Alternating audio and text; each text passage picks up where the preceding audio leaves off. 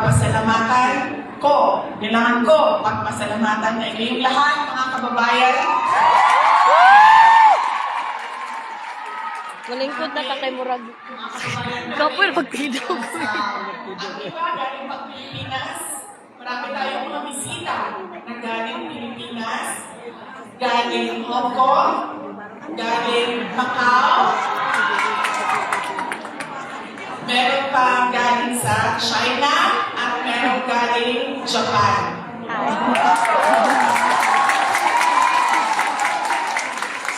Maraming salamat sa inyo dahil ibinigay ninyo ang oras ninyo ngayong araw na ito. Madami sa inyo kailangan maglaba.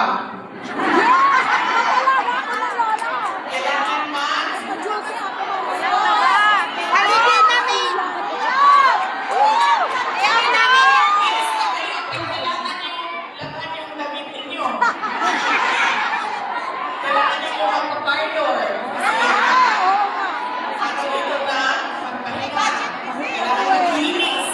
Walay budget anong parlor bipe.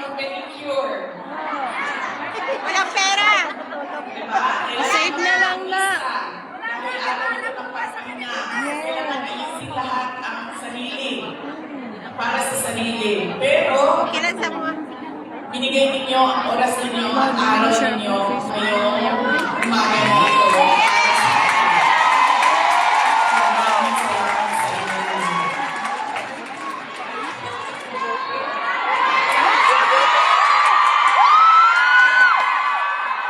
Alam niyo, kanina, habang naglalakad ako, kasi malapit lang kami, so naglakad lang kami. Ang ganda ng weather ninyo dito sa Hong Kong, no? Nakakaganda siya ng putis.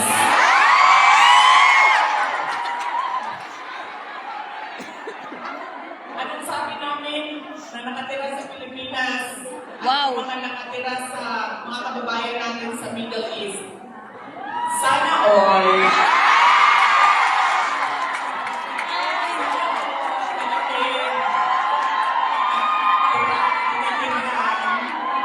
Sana all maganda ang putis.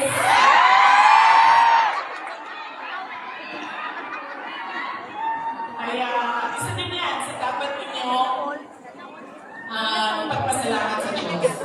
Nandito kayo sa lugar na hindi maganda ang klima. At lalong-lalo na nandito kayo dahil meron kayong hanap buhay. Hindi natin gusto na umalis ang ating mga kababayan sa Pilipinas. Marami sa atin dahil walang oportunidad sa ating bayan ay nakikipagsapalaran sa iba't ibang lugar sa mundo para sa inyong mga pamilya. Kaya yun ang sunod natin na pagsasalamatan. Yung ating mga mahal sa bawat pamilyang Pilipino. Kailangan natin magpasalamat sa kanila dahil binibigyan nila tayo ng lakas, sinusuportahan nila tayo, at tinutulungan nila tayo sa ating pakikipagsapalaran sa ibang lugar. Ayaw nila, kamalis kayo, ayaw nyo din na iwanan sila.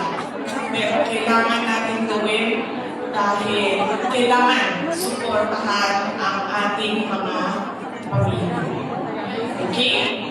Magpapasalamat ulitin ko sa Diyos, sa Hong Kong Government, Hong Kong Police, sa KOJC, sa inyong lahat, mga kababayan natin na nandito, at syempre kailangan natin pasalamatan ang PDP. Laban! PDP na lang po. Pilipina lang pala. Team Suka!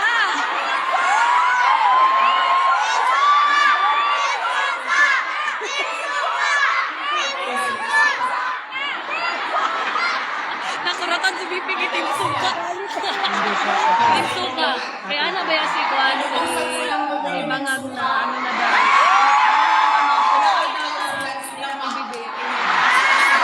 Parang inutusan na daw ng suka. Nabumili ng suka.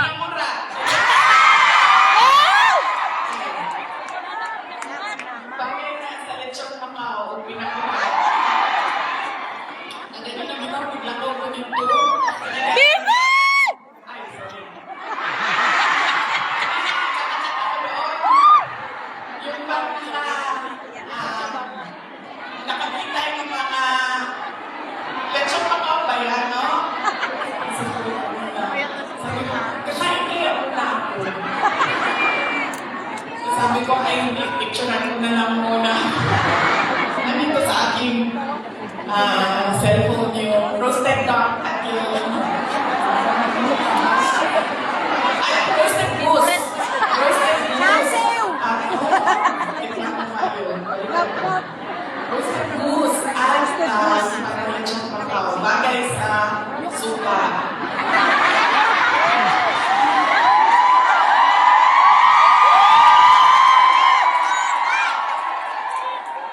Ano pa ang bagay sa suka?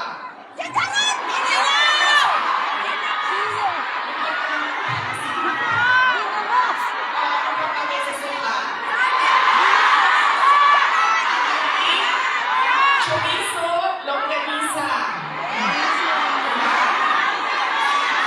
Ulan. Chicharon.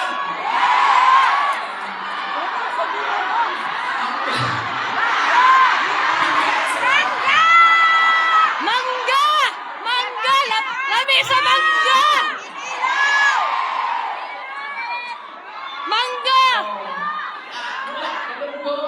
Mangga! Oy, lami! Bibi, lami ang suka sa mangga! Bumili ng suka. Kasi lahat yan, lahat ng pagkain masasarap, kailangan ng Suka! sa bahay ko yung speech na suka.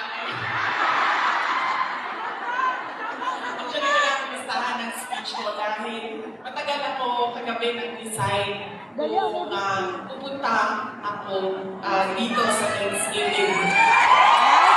Bibi, thank you! Kaya wala akong listahan ng speech. Pero yes, alam nyo, marami siguro sa inyo ang nautusan na bumili ng suka at mantika. Mantika at suka, ganyan. Kung kayo ay bata pa.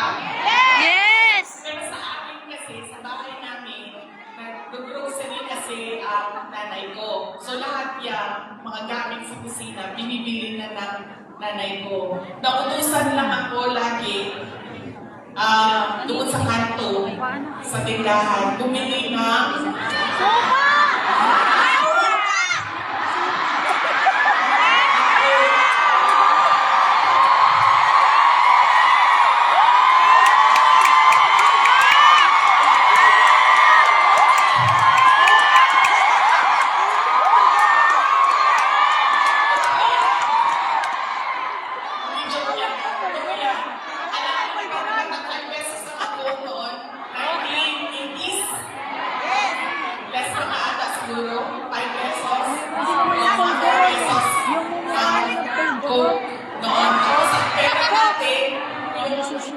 papel na cream na 5 pesos. Yan yun. Pero totoo yan ha. Yung Coca-Cola ha. Kasi sinabi ko, tapos wala pang ano noon, wala pang 1.5 2 liters. Litro lang yan. Litro lang yan ang kapanahon na natin. Sana tayo sa pagpapasalamat. Salamat tayo sa PDP. Ating mga kandidato sa PDP. Ako tayo dyan. Mamaya. At syempre, kailangan natin magpasalamat kay Pastor Apollo Kibulo.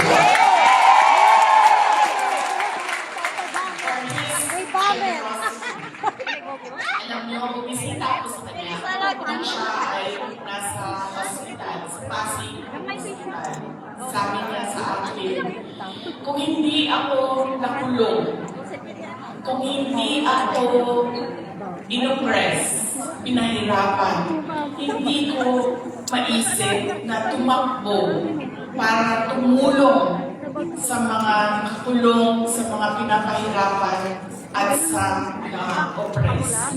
Sabi niya, tama na na ganito ang nangyari dahil naliwanagan ako at napaabot sa akin ang mensahe na kailangan kong tumakbo bilang senador para tumulong sa mga nahihirapan at pinapahirapan.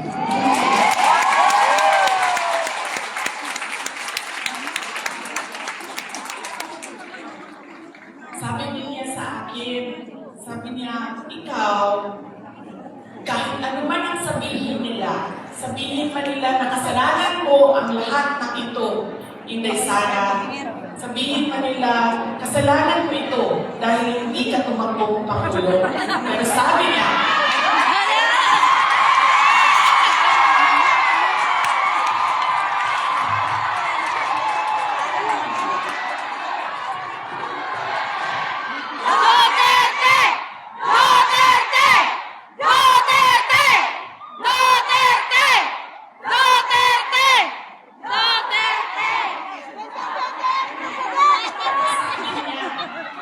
makinig tayo kay Pastor Apollo Kibuloy. Dahil siya ang araw-araw nagbabasa ng Bible. Siya ang nakakaalam by heart kung ano ang salita ng Diyos.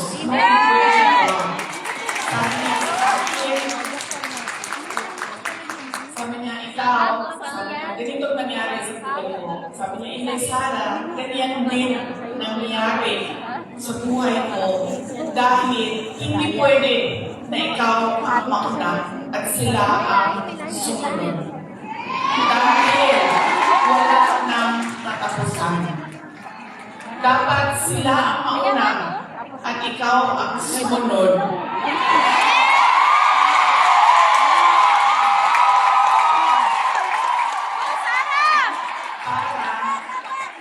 Matigil na hindi na paulit-ulit ang kahirapan sa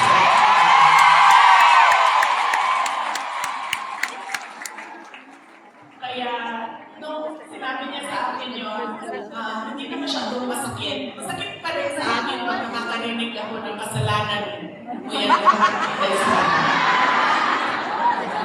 pero iniisip ko na lang, nakasabi ako ni Pastor Buloy. You are there, you are where you are intended to be by God. Exactly.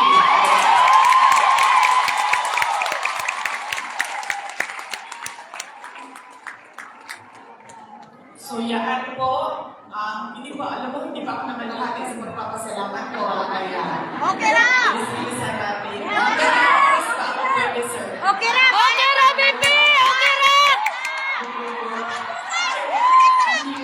Hindi ko pwede mag-aabot ni PRD kasi ang pwede ko.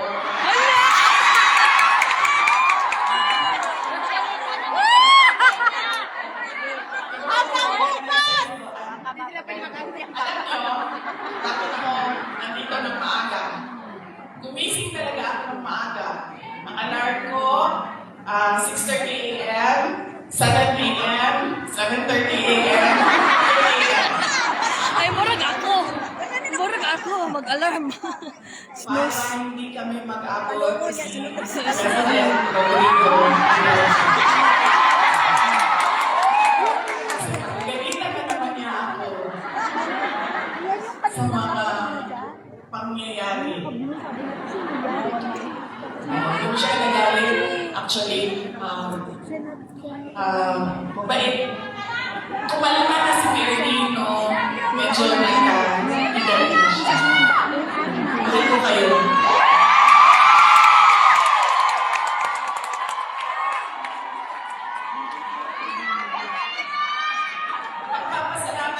Magpapasalamat din ako. Thank you po ako. Kagabi po, merong mga kababayan natin na nasa hotel. Kayo ba yung ma'am? Apo. Maraming salamat sa pag-welcome ninyo sa amin doon sa hotel. Mahal ko kayo. Maraming salamat. Pero bakit wala kayong dala na roasted goose?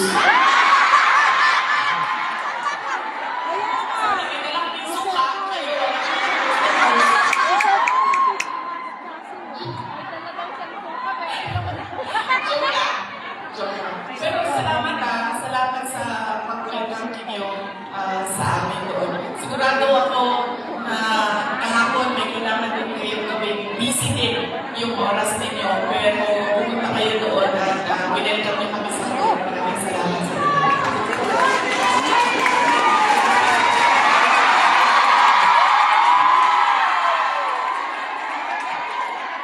Ang sunod ko po na pagpapasalamat ay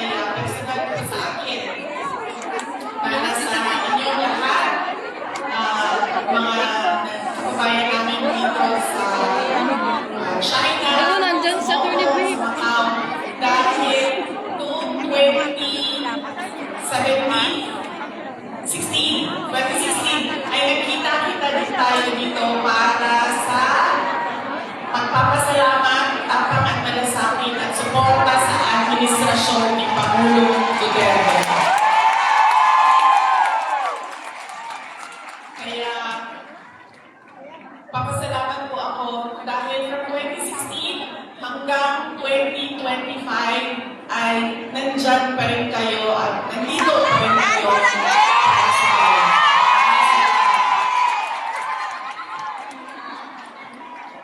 Sunod po ay personal pa rin ang pagpapasalamat ko sa inyong lahat, sa tulong ninyo, sa kampanya ninyo, sa suporta ninyo para sa akin at sa boto ninyo noong nakaraang halalan noong 2020.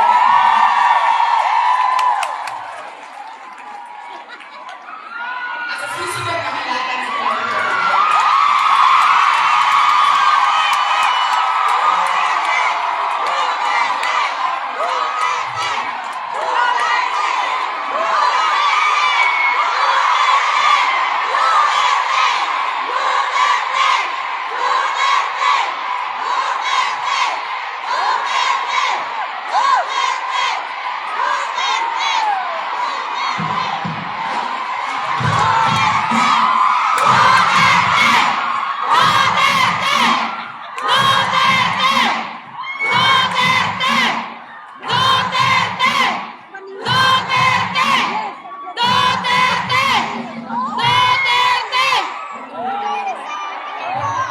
Suspension order.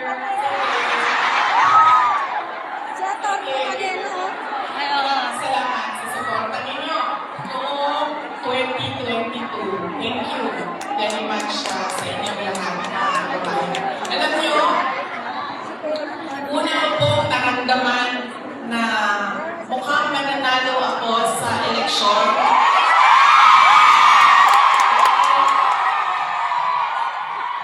Dahil nakita ko ang overseas absentee voting results. Una siyang lumabas.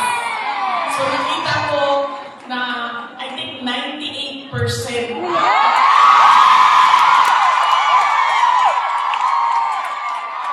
na OFW votes ay para sa akin. Kaya doon ko naramdaman na parang baka siguro manalo. Di na yun magpapudol ng OFW.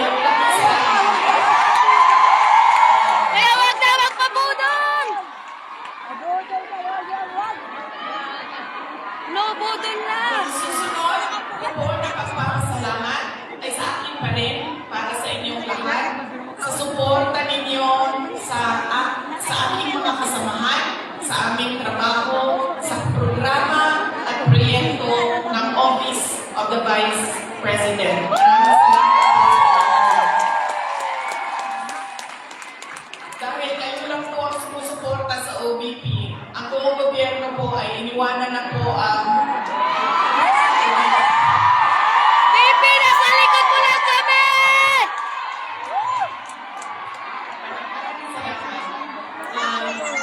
yung satellite offices po namin sa iba't ibang lugar ay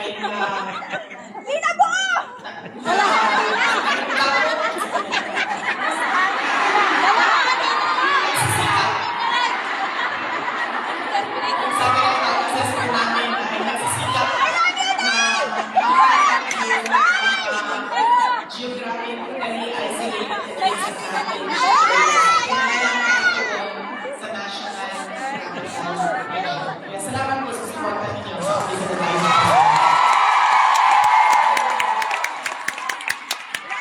Susunod po, ang pagpapasalamat ko ay mahal ko kayo.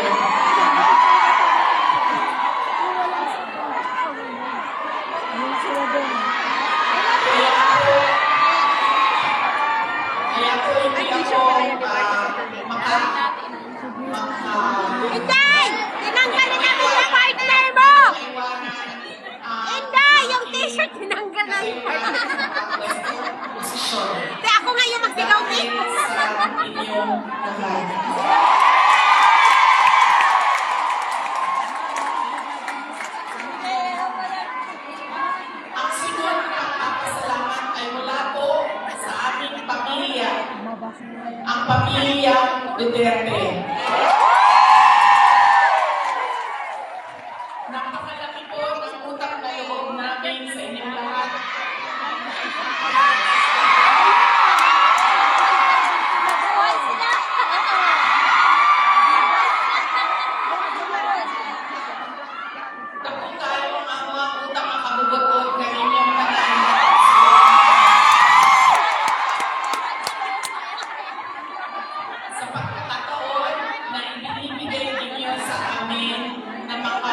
serbisyo o makapagtrabaho sa ating pamahalaan. Sa oportunidad na dinahatan ninyong panahon na makasilindi sa ating mga kaso. Maraming Te, ako na nga magsigaw, te.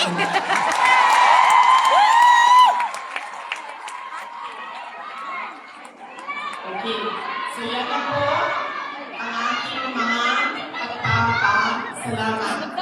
Meron pa ba ako kung sino pa na? Hoy!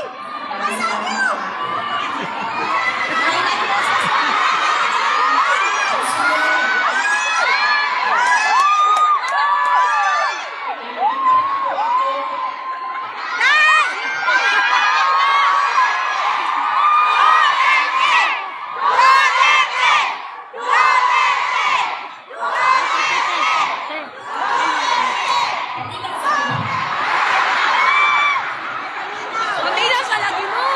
Dayanin yung ulo, oy!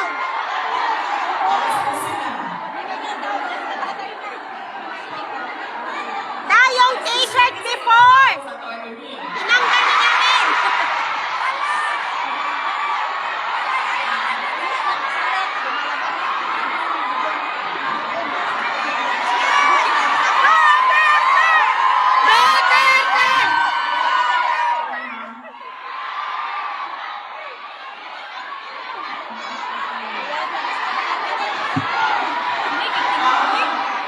Okay.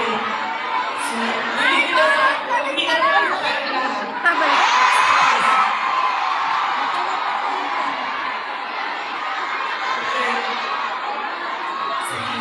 Sana!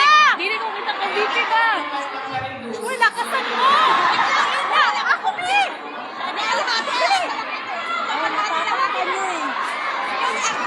Uy, italagay lang! Ayaw lagi niya, huwag mo yan.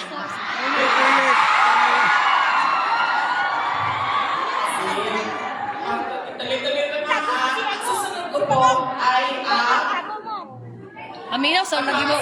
Paminaw sa mo kay VP ba? Paminaw sa mo. PRRD, former President Rodrigo Duterte. Tingnan na po mo kung hindi mo. Share ako sa inyo ng aking pagpapasalamat sa kanya. Medyo mahaba itong kwento na ito, so mamaya yung sige yung suspension order ninyo. Alam niyo, isa lang, sa lahat-lahat ng tulong na pagmamahal or generosity ni former President Rodrigo Duterte, isa lang ang stand out. Nag-iisa lang ang lagi kong pinagpapasalamat sa Diyos na ginawa ni Tatay Digong, ni former President Duterte sa akin.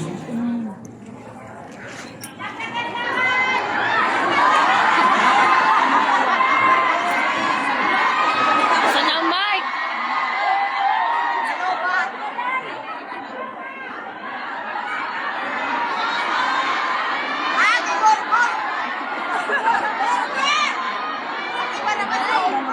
Gibodol, gibodol.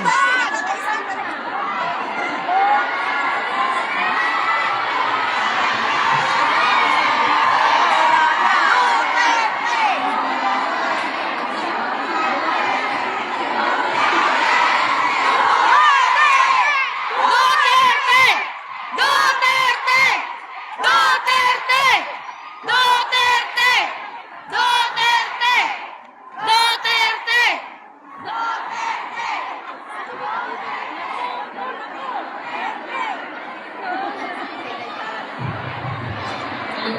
Okay na. Sir, kailan natin na yung inutusan ni Marcos na patayin?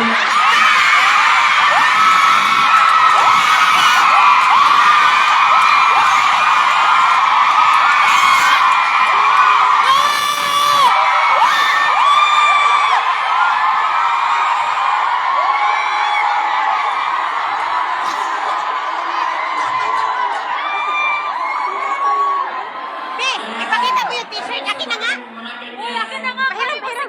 Sulat ako eh. Pahiram. Kita eh. Diba? Tabo niyo si Bangat, ha?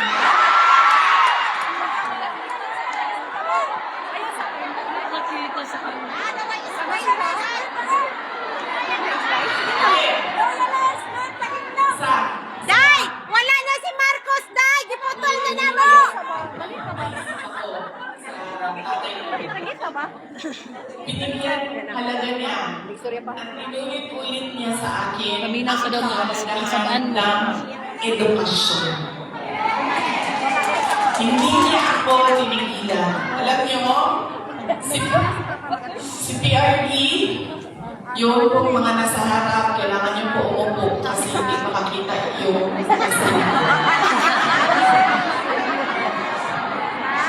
hindi siya tulad ng tatay ninyo na malambing, mapagmahal. Hindi ganyan ang tatay ko. Ang tatay ko galing siya sa generation na laging galit. Ay, Yung mga magulang na yung generation na laging galit. mama ko.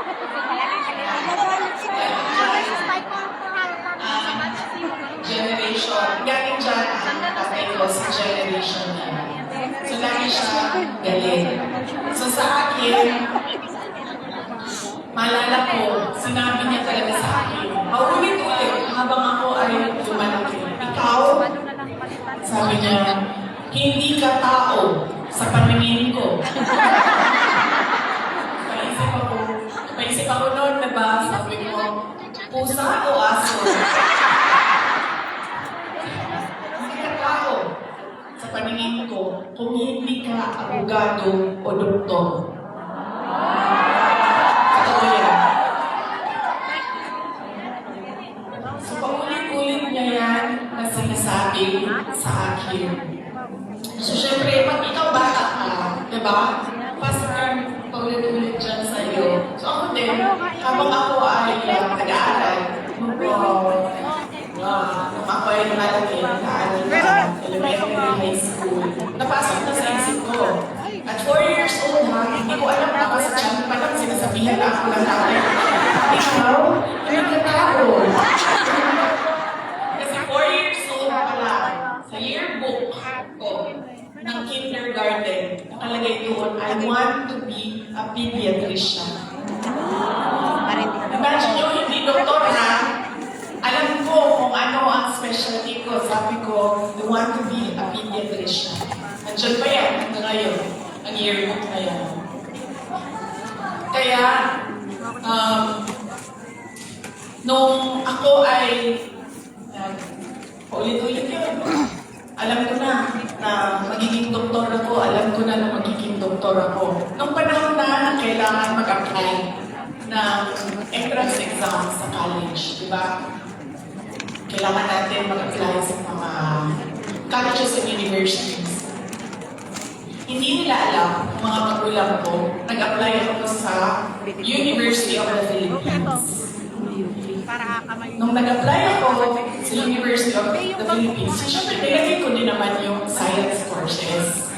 Pero, ilagyan ko din siya ng political science. Nung nakita ko ang result at nalaman ng mga magulang ko yung result, nakalagay doon na match ako sa, na-waitlist ako sa political science. So, sobrang excited ko. Hindi nila alam na gusto ko mag-college sa Manila. Kaya, sikreto ako na nag-apply. Sobrang excited ko. Sabi ko sa mga magulang ko, pumasa ako ng UP. Pero political science kasi yung kurso. So sabi ko, gusto ko sana pumasok ng UP Diliman yun eh. UP Diliman. Tapos political science yung kurso. Sabi ng buhay. Galit si PRD. Sabi niya, di ba? Sabi mo, mula ng bata ka pa, gusto mo maging doktor? Pre-med ba ang political science? Sabi niya, hindi ka pwede pumasok ng University of the Philippines. Kahit saan man yan. Sabi niya, dahil kilala ko ang ugali mo. Anak kita. Alam ko kung anong ugali mo. Sabi niya, marirecruit ka lang ng mga bayan.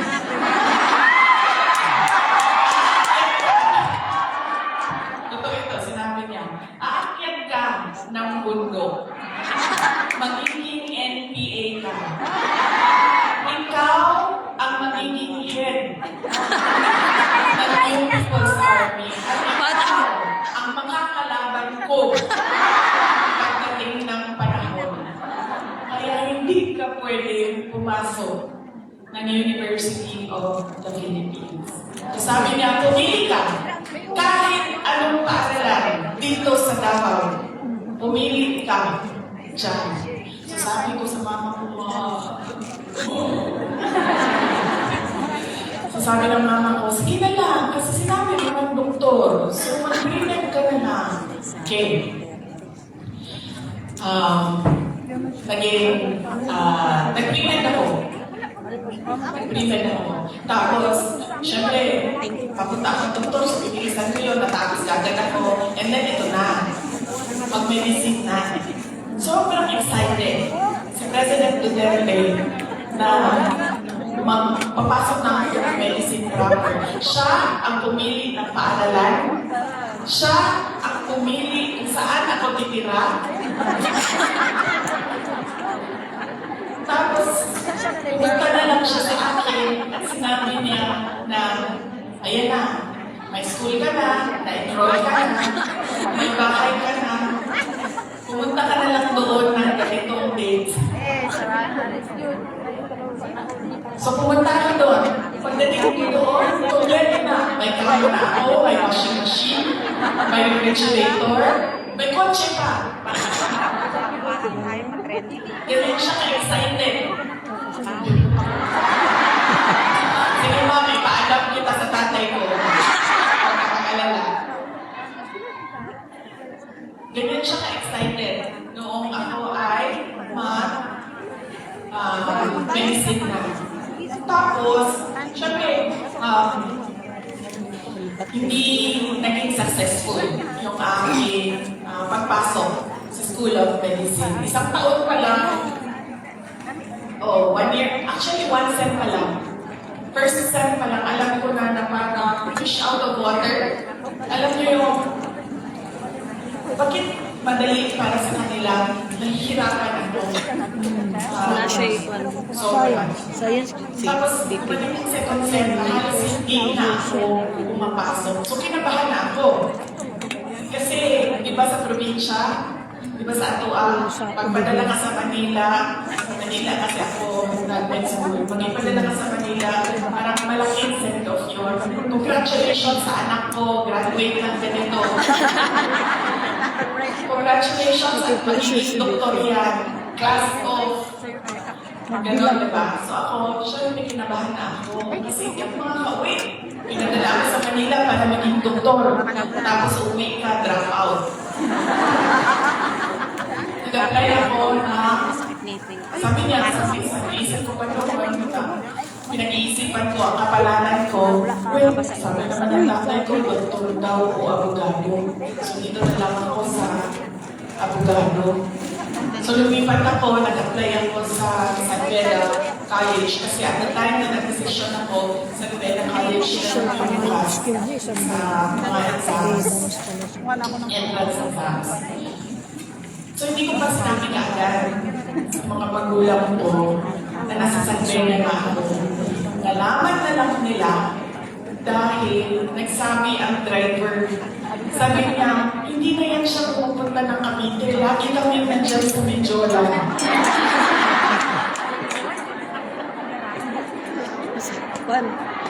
Ang nalaman niya, na nasa law school ako, sobrang,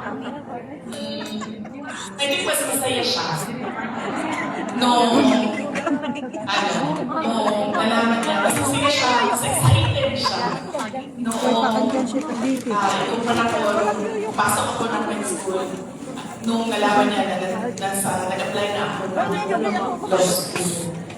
Tapos, syempre sinabi ko sa inyo, diba, hard lang yung generation ng parents natin, mga magulang natin. So, nung mga panahon na nag-aaral ako sa law school, may mga panahon na kapagalitan din ako na sinasabi niya sa akin, alam mo, Kung hindi mo ayusin yung law school mo, magiging kapit ka lang ng politiko.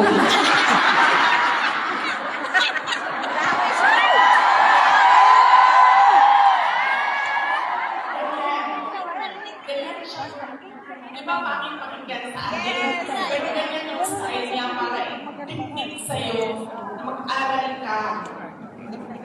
Tapos meron pang isang beses na sinabihan niya ako, alam mo, pwede ka mag-aral ng mabuti, magiging halaman ka lang dyan sa gilid. Ganyan yung force by which he emphasized into my brain that I need to become a lawyer. So nung pumasa na ako ng bar, doon ko nakita ang pagbabago sa magulang ko. Hindi sa nanay ko dahil ang nanay ko sobrang supportive nun. Kahit maging halaman ako, hindi niya ako kami. Ganyan kabait ang nanay ko. Diba? Pero nung nakita niya yung grade ko sa bar exams at nakita niya na mas mataas yung grade ko sa bar exams kesa sa kanya. At hindi lang point 1, point 2, point 3, 5 points ang lalo namin sa grado. Doon siya nagbago. Parang naging tao na ako sa patingin niya. Challenge yun ng magulang. Lalo pa din, pag every time na babanggit yung grade sa bar, hindi na siya talaga nagsasalita.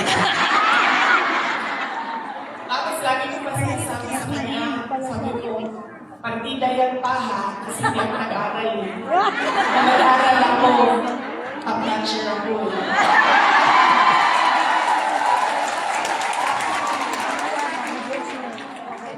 So ngayon, doon, nakita ko na iba na siya ko. Hindi na parang anak ka lang, hindi na parang pantay na kami. Tao na, buong tao na. Sa patingin ko. Ganyan yung emphasis niya sa education. Kaya ganyan din. Hanggang ngayon, ganyan din. Alam niyo ba, sa mga apo, kabahan ka pag may tanong ka sa PRD kasi didiretso yan, anong grade na ito? Anong eskwelahan? Ito, anong grade na? Anong eskwelahan ito? Ito, anong grade na? Anong eskwelahan? Ganyan.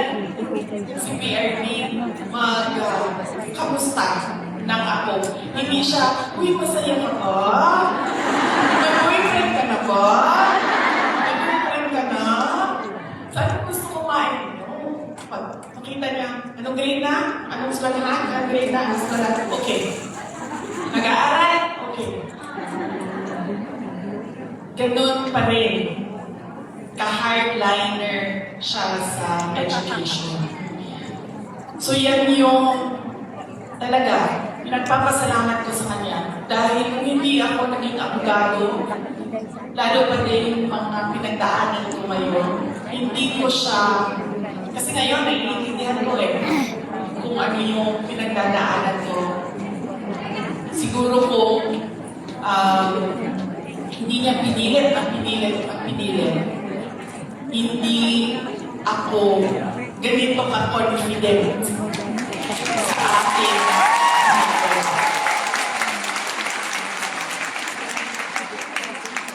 So sana, din, sa inyong lahat, ganun din. Kaya nung nangangampanya ako noong 2022, lagi kong sinasali ang kampanya sa kaforma ko ang edukasyon. Sana ganun din ang inyong mga anak, ang inyong mga kapatid, ang inyong mga apo. Huwag ninyo silang tigilan. Dahil minsan ako pag pumupunta sa mga barangay ninyo, sa mga municipality ninyo, meron talaga akong naririnig na sumasagot na, college graduate naman pero wala namang trabaho.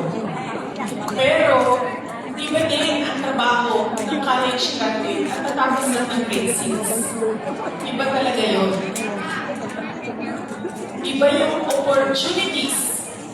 oportunidad na dumadating sa mga nakapagtapos kesa natapos lang na grade 3, grade 4. At madami yun.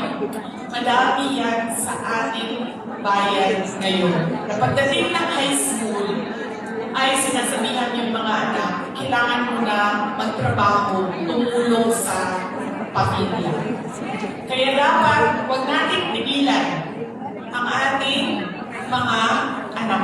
Pakulit-kulit talaga yan. Edukasyon ang susi ng pagbabago ng buhay nila.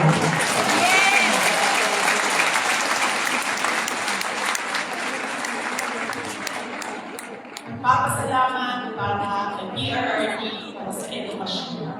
Ang susunod po ay ang pagpili natin ng kandidato sa 2025 ngayong darating na buwan. Halimbawa, kung natagaw, may magtagaw matutulog kayo. Nabudol! Nabudol! Dagang nabudol!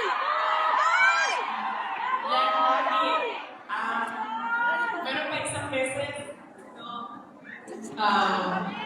Bisaya. Bisaya! BP! Bisaya! Basta, usually kasi pag Bisaya, di ba, madiretso lang sila istorya, wala na sila yung break. Uy, naay, break na BP. Hindi, Sarah, anak ko yes, ma'am. Kaulit ang tagam, no?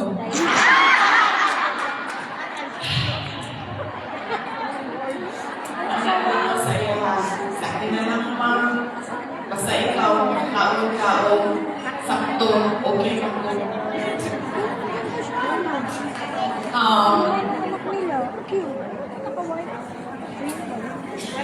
Ayaw ko kasi, masakit sa akin ang sabihin ang sorry sa inyong lahat. I-explain ko na lang. Kasi alam nyo, kahit saan ako pumunta, sabihin ko sa inyo sa Samar, ito talaga mga maalala ko eh. Samar, Pangasinan, Batangas. Ito sa Mindanao, sure na namin, ito na siya. Muingon na din na sila o imuhanin sa lahat ng mananalali sa Mindanao.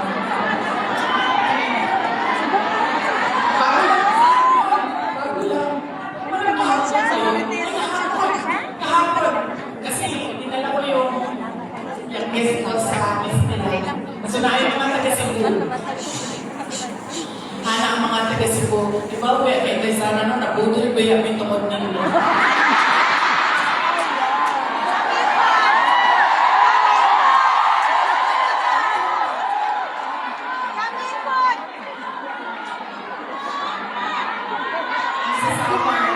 Sabi sa akin, maalala ko yung, iba ka, Tagalog siya kay, maray na tayo sa nangkot, maray na sila dito no, so nagtagalog siya sa ako.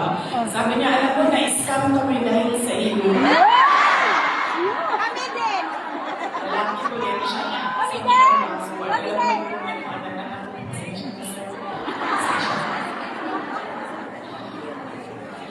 So, akala ko kasi, Yun, akala. Yun ang sa maling akala!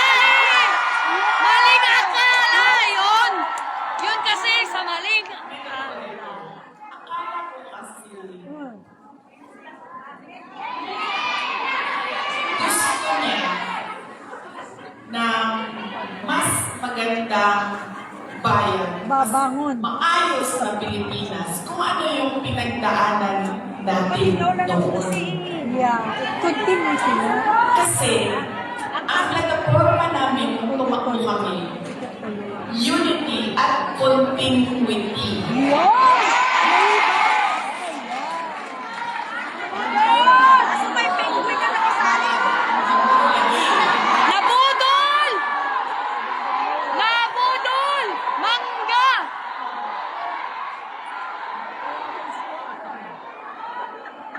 Kasi ako, sumusunod ako sa tatay ko. Yeah.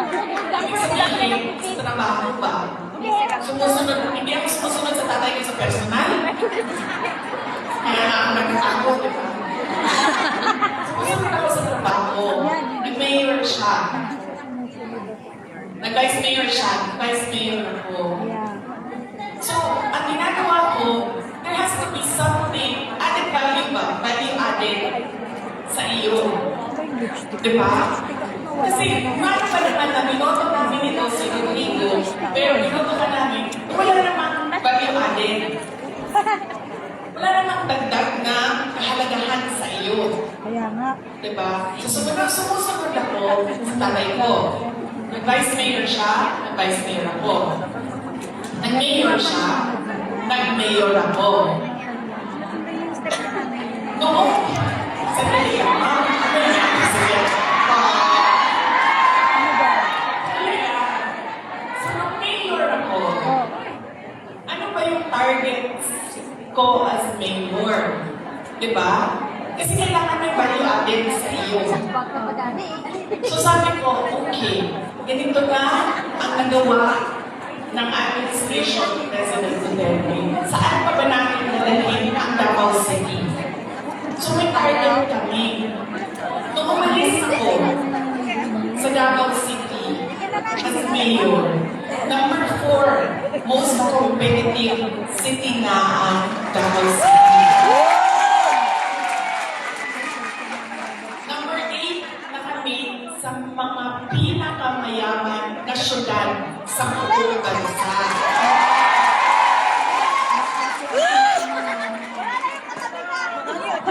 Birthday ko bukas!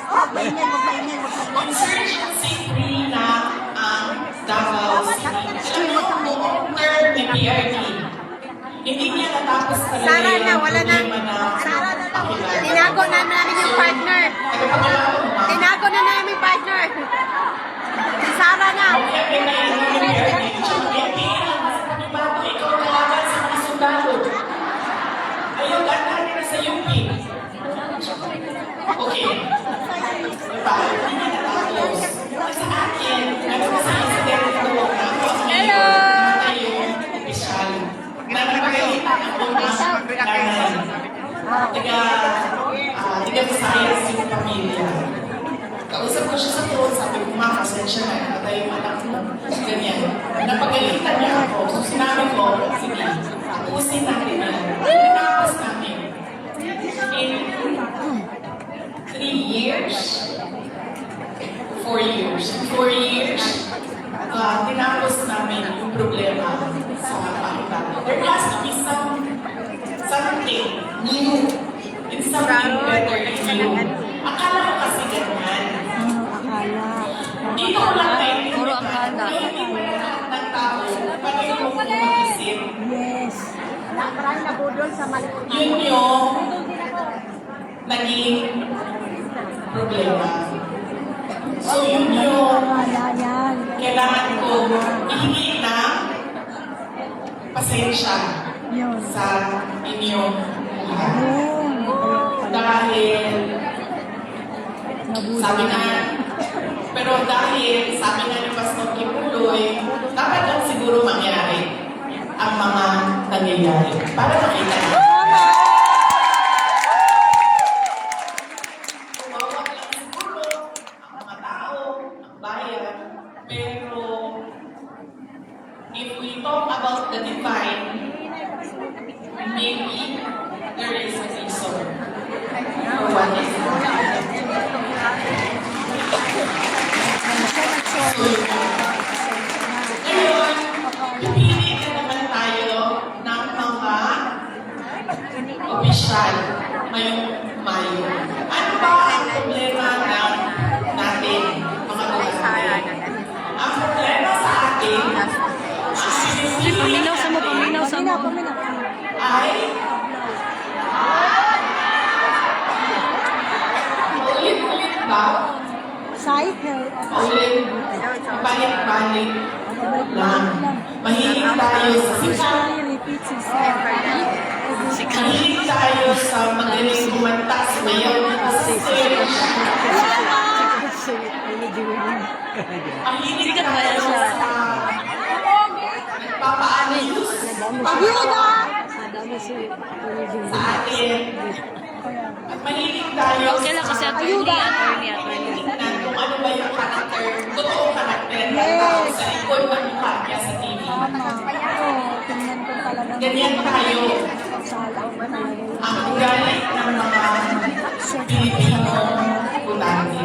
Kaya siguro dapat sa darating na halalan, pag-isipan na natin ang ating iboboto. Uy, kami! Uy! Uy! Uy, kami! Na-scam na ako, nabudol na ako. Uy, baka naputol! Hindi ako mag-endorso na kandidato. Kasi pagkatapos ng eleksyon, Ay, gwapa rin mong ipicturan ko? Uy, kami! Kayo yan dyan. Ang gagawin ko, Uy, ang gwapa na ipicturan na! Pero baka gwapa. kailangan natin gawin. Ngaway, sige na bagyan na. Huwag natin ibenta ang boto natin. Diba? Ngayon, legitimate na ang vote buying. Nakatago siya sa Akap! Nakatago sa gusto ko ayuda! Nakatago sa ayuda! Ganun na ang mga politiko ngayon. Bibigyan ko kayo ng example lang ng experience ko sa mga Meron yan siya kasama. pagbibigay ng ayuda Hindi o vote buying. Noong parang may election na nakaraan, bago lang, engineer. tinanong ko yung isang kaibigan ko, ano bang ginagawa mo na suporta sa barangay candidates? Sabi niya, ang ginagawa ko, humihingi ako ng tupad at AIX at binibigay ko sa mga barangay campaign para ibigay nila sa supporters nila. So sabi ko sa kanya, okay, hindi ko magawa na ganyan yung suporta na ibigay ko sa mga local barangay candidates. Pero totoo yan. Hindi man pinag-uusapan, pero totoo yan na nangyayari. Nakikita niyo. Yan. Nakikita niyo yan doon sa mga probinsya ninyo. Yes! Kaya, Tama! huwag natin i-benta ang boto. Pangalawa, pag tumingin tayo ng kandidato, tingnan natin kung ano yung Mag-CR ka? promises Dito ko mag-CR. na Dirit, agi. ginawa Gilid. niya o sinabi niya noon. Dili, dito pa, agi. Mag-CR ko. Tapos, tingnan natin, binigay ba niya yung kanyang promise? Saan? Pangako sa'yo? Binigay ba niya ang pangako niya sa'yo? Wala! O iniwanan ka lang niya sa ere? At sumama sa iba?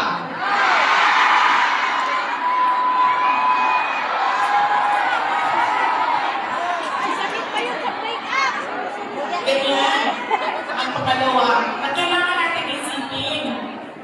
Itong kandidato na ito, paulit-ulit ko na itong minuto Wala namang nagawa! Ano ba sinabi nito noon? Ano ba nagawa niya? Ano ba rason niya? Bakit hindi niya nagawa? At ano yung mga totoong nakikita ko na nagawa na? Yan yung Ay, ang pangalawa. Pangatlo, ito talaga.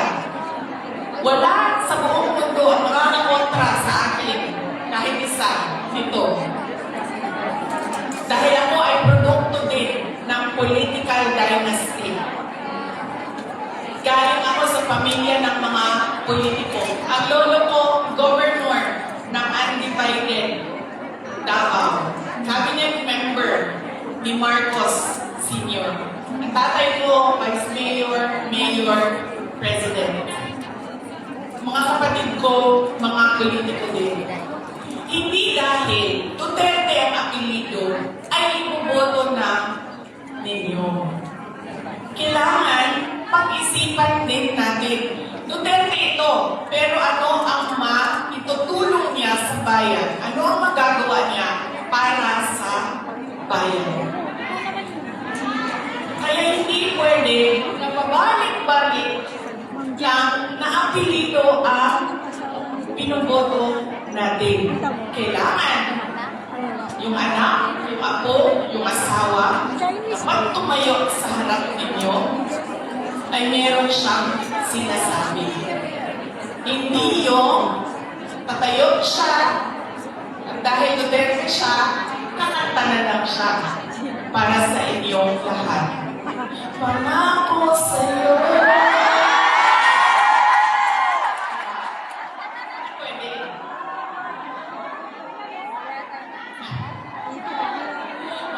Ganyan talaga yun, ma'am. Sa tingin ko naman kasi talaga totoo lang forever. Kaya darating talaga ang punto na iwanan ka talaga. Si Ma'am Gemma, ay siya.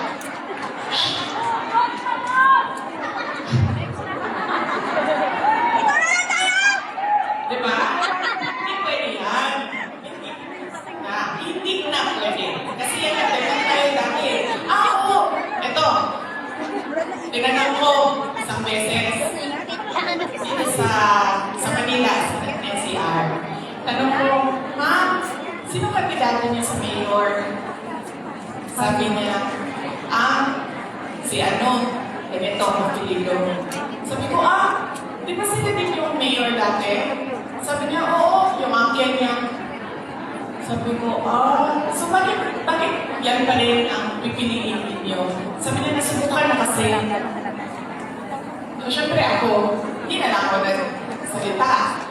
Pero nakita ninyo yung ang ating behavior sa pagpili ng kandidato. Dahil anak ako, asawa, nasubukan na kasi, mayroong apelido, go, bibigay ko na yung napaka-special na right ko na bumoto.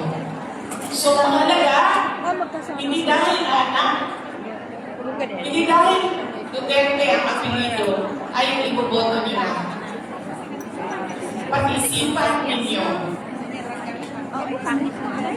ano ba ang dala niya sa lamesa? Ano ba ang dala niya para sa bayan? Tatlo,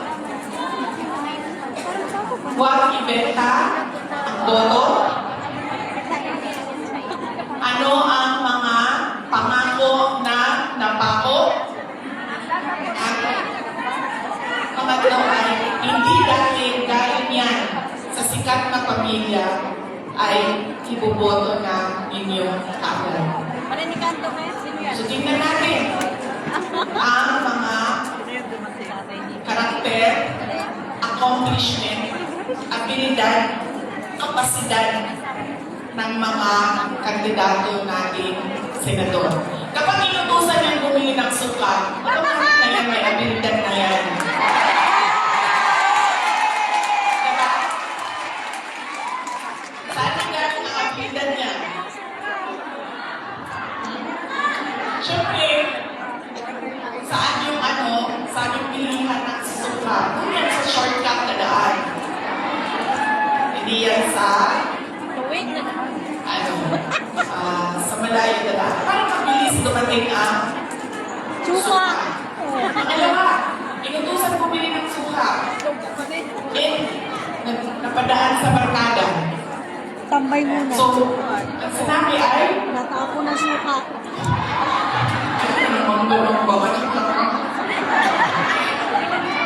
So, ang sinabi niya ay, pare, bakit naman ito ng suka namin sa bahay kasi kailangan niyang doon, dito na muna ako. Bili ka ng coke. Diba? Abilidad. Abilidad. So, mahalaga yan. Kailangan natin pag-isipan itong eleksyon na ito. kailangan natin baguhin ang ating pagpili ng kandidato. Kaya, ang aking mensahe para sa inyong lahat ngayong araw na ito. Mensahe ng pagpapasalamat, mensahe ng edukasyon, at mensahe ng pagbabago kung paano tayo pumili ng ating mga senador. Bilang senador, governor, mayor, lahat ng ating mga public officials. So yan po ang aking ilang oras ito? 1 hour. 1 hour na mensahe sa inyo. Sana ay yung gusto lumapit sa inyo. Kasi gusto ko personal yung pagpapasalamat. Kasi pwede ba na huwag tayong magkagulo? Kasi kanina sa labas, isisigawan na ako ng pulis.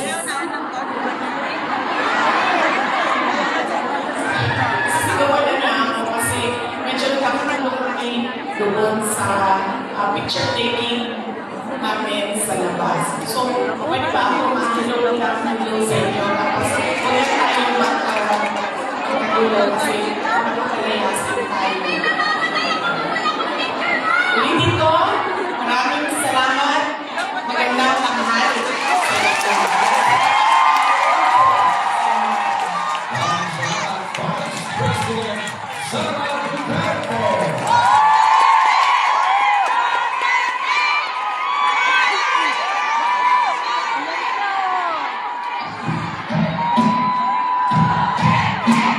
Lord,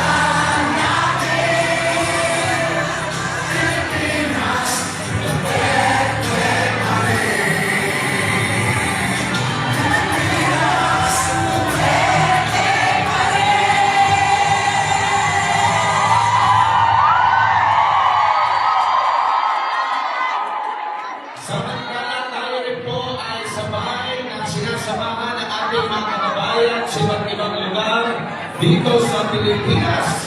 Diyan po sa Baguio City, sa Santa Maria, Bulacan, sa Barangay Batasan Hills, Quezon City, sa Tacantang Rizal, sa Imus Cavite, sa Alinuan Cebu, Roma City Capiz, General Santos City, Diabubay, Misamis Occidental, Malayang Bukidnon, San Francisco at Cruzan del Sur, Ilocos City, Caloocan Davao City, Matanao, Davao del Sur, at Nabunturan, Davao Leon, at marami pang mga lugar sabay-sabay nakikiisip sa atin ngayong araw na ito.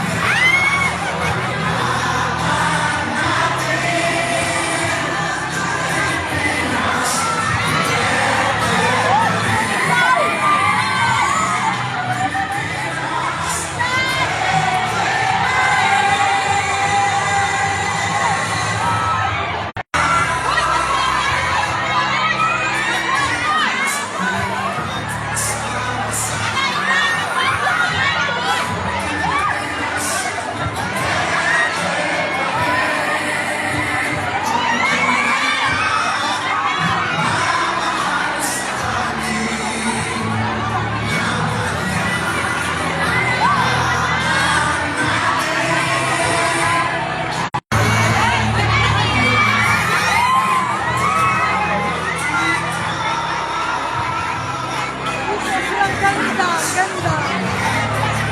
Nakakuha ka? Hindi eh. Ako din eh.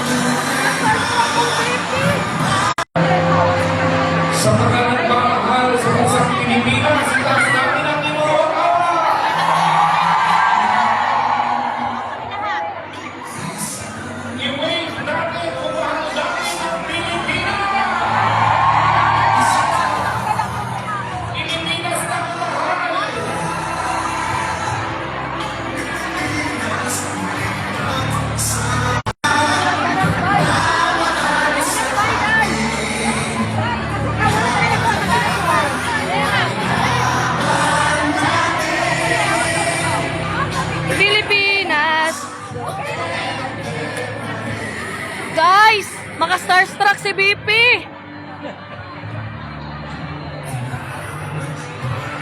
Promise, na-starstruck kong BP.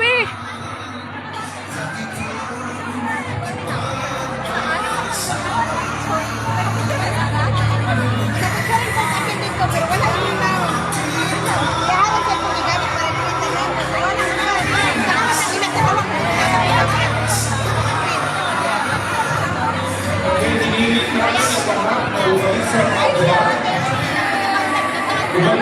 Salamat na ginagawa ko. Ay!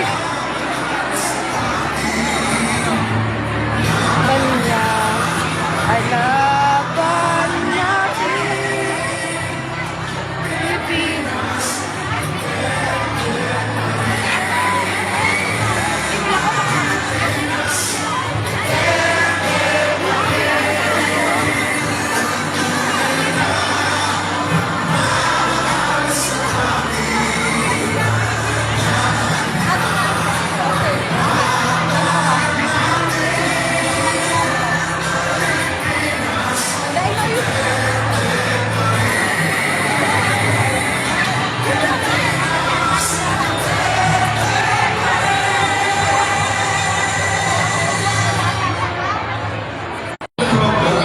Yes, magsasalamat kay DMWs.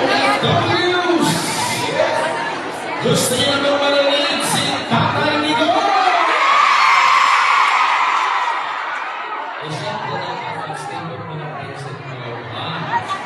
Upo muna. Sa lahat ng mga gusto na marinig si Tatay Nico,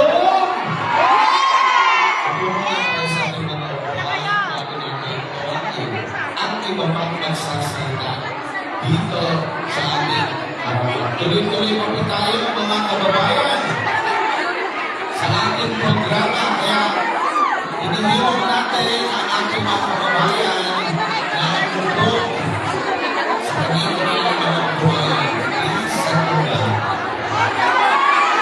Okay? Umupo po tayo. Marami pa mga magsasalita, lalo na ang Team Suka. Gusto nyo naman sila marinig? Upo na tayo.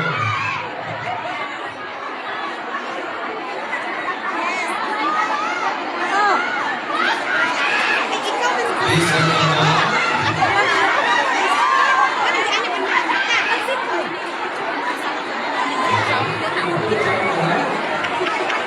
upo na tayo.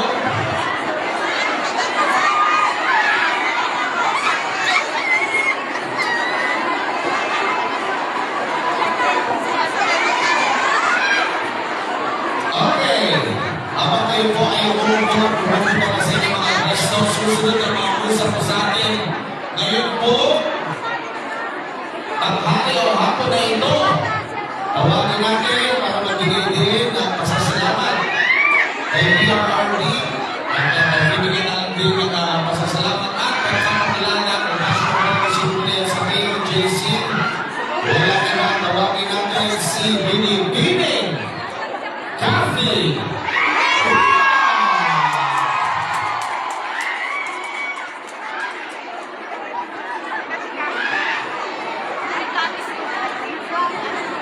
Hello, hello!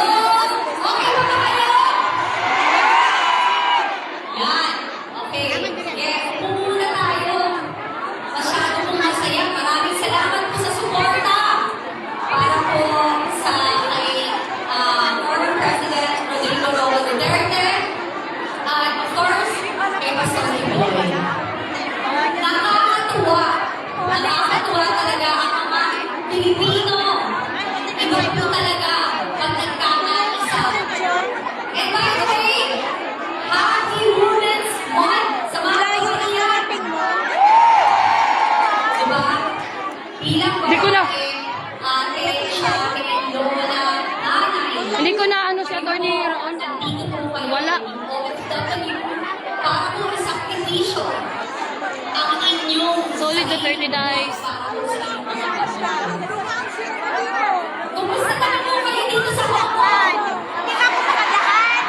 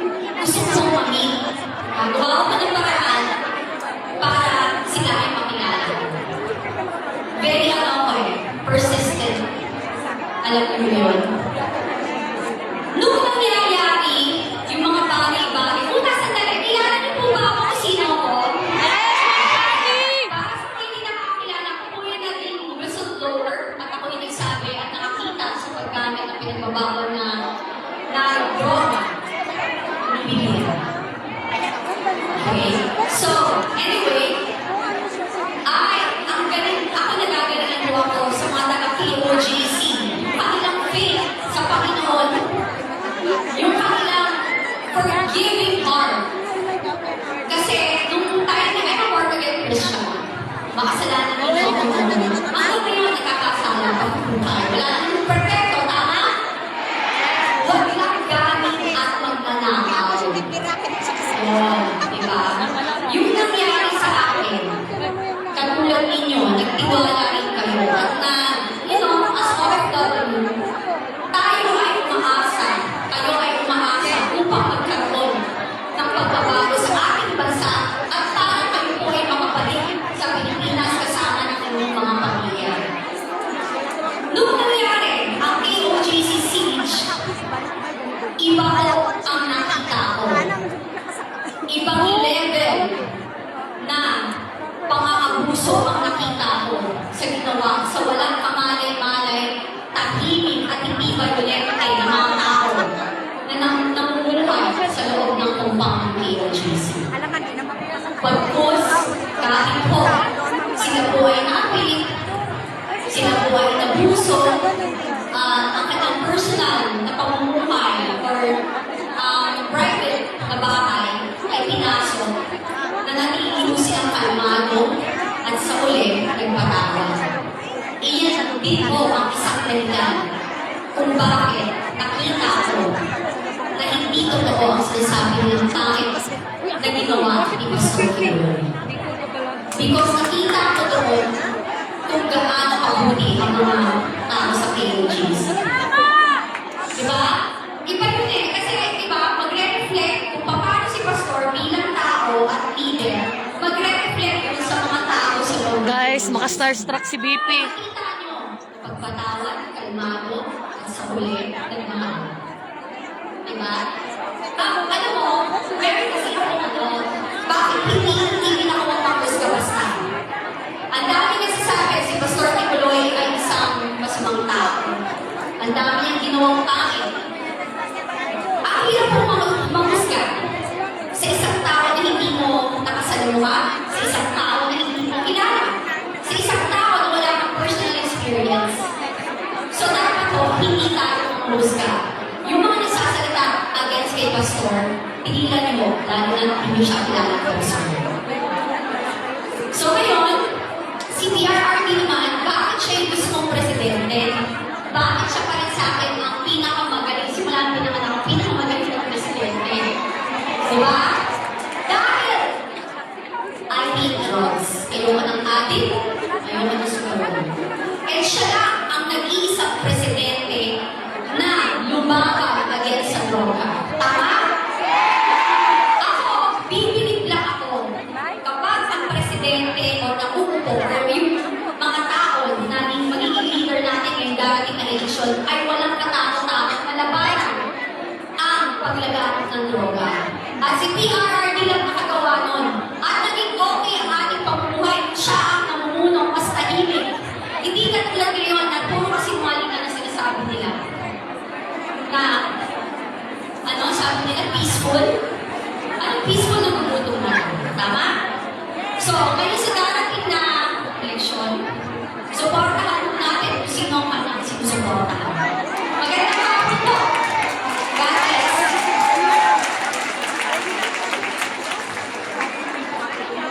Ang hirap sundan ni Bibi Sara.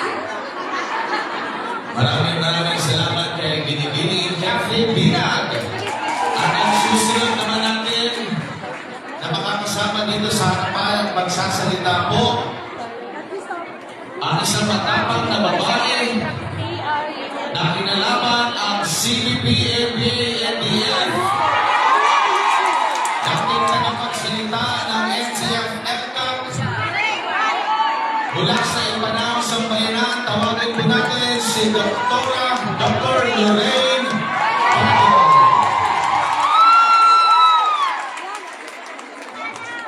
Ay, wala mo din sa ganina. Wala sa ganina, guys. Si Doc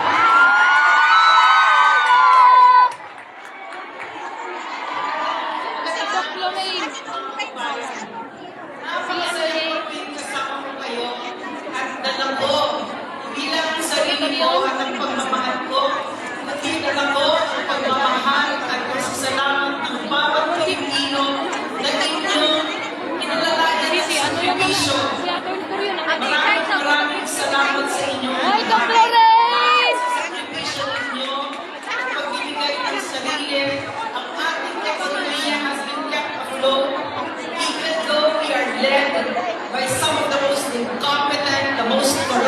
in different government officials right now. Isa, malaking pasasalamat sa inyo. Naka-starstruck lagi. Na-inlove kang BP. Alam ko na sa television, nagkakaroon ko sa sarili. Starstruck si BP. Mga pamilya ninyo. Marami sa inyo dito ay mga kaibigan ko. Halos lahat sa inyo dito ay mga nanay. At alam ko kung ano yung ibig sabihin nun. Na kayo ay tumalikod at umalis sa mga anak ninyo para mapangalagaan sila ng maayos. Alam ko na napakalaking sakripisyo nun. Dahil ako, 6 years old pa lang wala na akong nanay. So alam ko yung halaga ng isang nanay. At yung pangarap ko para sa ating bansa ay sana dumating ang panahon na hindi na kailangan umalis ang isang nanay at isang tatay para mapangalagaan ng maayos ang kanilang pamilya. Papunta na tayo doon under PRRD. Alam niyo yan. Dito ang kailangan na ganito ang ating mararanasan bilang isang bansa. Under PRRD, nagkaroon tayo ng good education infrastructure, nagkaroon tayo ng libre edukasyon. Bagsak ang krimen. Kung kaya tayong mga nanay, mapasakit ka man, kaya sa Hong Kong ka,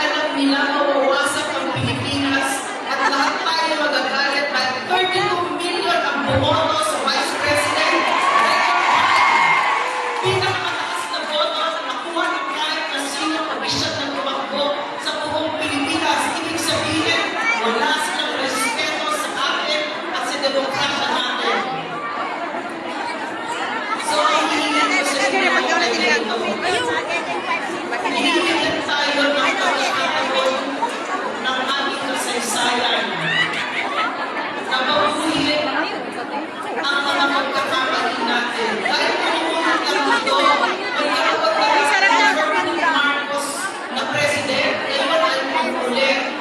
Pero bumunod ang kasaysayan, bakit pwede natin ayusin ang kamalian natin.